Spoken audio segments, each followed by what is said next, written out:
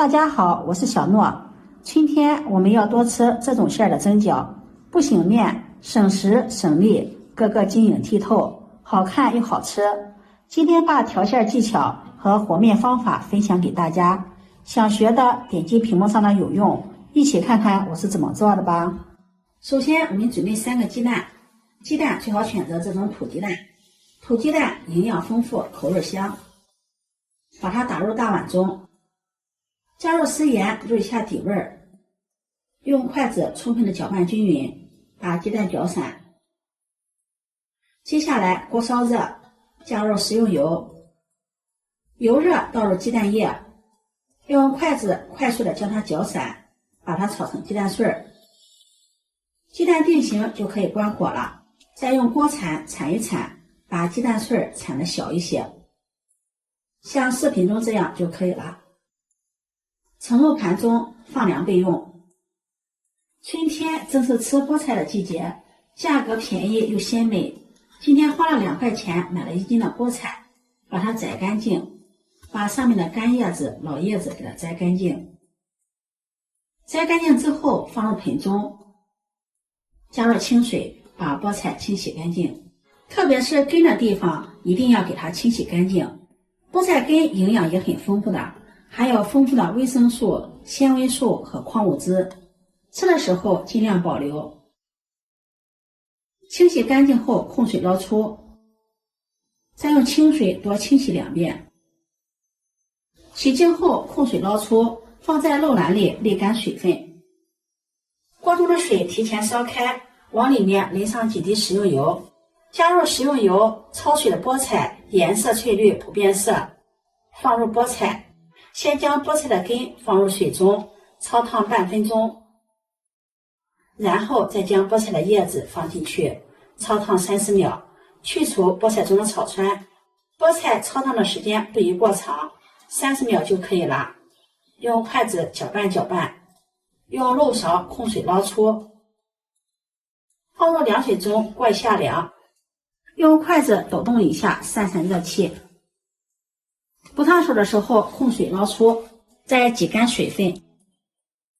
挤水后把菠菜放在菜板上，再把菠菜切碎，特别是根部的地方一定要给它切得碎一些。切好后把它放入大碗中，再准备1根孩子爱吃的火腿肠，先把它切成片，再切条，最后切成小丁。切好后把它放入大碗中，和菠菜放在一起。再准备1颗小葱，把它切成葱花。切好后把它放入大碗中，这会儿把放凉的鸡蛋碎也放进来，往里面淋上香油，用筷子充分的搅拌均匀。提前加入香油可以使菠菜的表面形成一种油膜，防止菠菜出水。而且加入香油调出的馅料口感更香。搅拌均匀后，我们开始调味儿，往里面加入1勺食盐，1勺鸡精，1勺13香，再淋上蚝油，用筷子充分的搅拌均匀，化开调料，使馅料更加的入味儿。搅拌均匀，我们的馅料就调好了。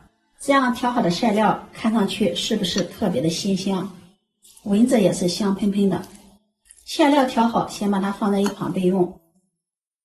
接下来我们来和面团，准备120克的小麦淀粉，80克的土豆淀粉，用筷子充分的搅拌均匀。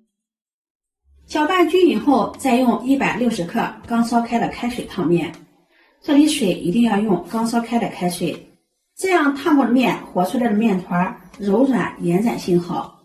边倒边搅拌，调成面絮状，下手揉成面团。现在这个面还比较烫手，揉的时候一定要小心。揉成这样一个偏软的面团，不用醒面，把它移到面垫上，往里面再加入3到5克的猪油，然后揉匀，让猪油融合到面团里面去。加入猪油揉出的面团更加的细腻又光滑，而且不粘手。揉的光滑细腻，再搓成长条，再分成大小相等的面剂，每个面剂大约在15克。把小面剂整理一下，整理成圆，然后再轻轻的按扁。全部按扁后，盖上保鲜膜，防止风干。取一个小面剂，在面粒上放上小麦淀粉，然后用擀面杖把它擀开，擀得越薄越好。擀成这样的包子皮儿，放上我们调好的馅料，用勺子按压一下，然后对折，给它捏合，边缘再给它捏一捏，把皮子捏得薄一些。像这样一个水晶饺的生坯就做好了。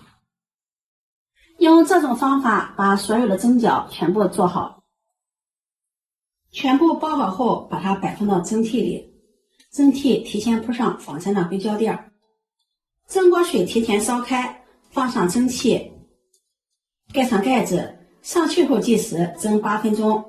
这里提醒大家一定要注意，蒸饺一定要开水上锅。时间到了，不用焖，直接打开盖子。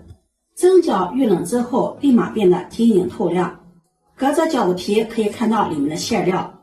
这个馅料我们调的颜色也比较深，红的、黄的、绿的，看上去特别的漂亮。蒸饺皮子晶莹，馅料颜色亮丽，看着就很有食欲。把它取出来，装入盘中，端上桌就可以给家人们美美的享用啦。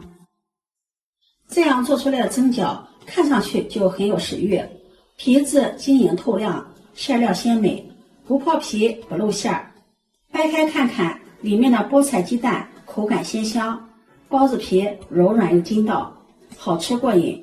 烫面的好消化，老人孩子都爱吃。馅料可以根据自己的喜好添加，我这里用的是菠菜、鸡蛋、火腿，这样搭配挑食不爱吃青菜的孩子也爱吃了。出锅抢着吃，连吃5个还要吃。做法也没有什么难度，如果你喜欢就收藏起来试试吧。喜欢我的视频记得点赞、关注、转发，点我头像可以看到更多美食视频。我每天都会发布不一样的视频，我们下期视频再见。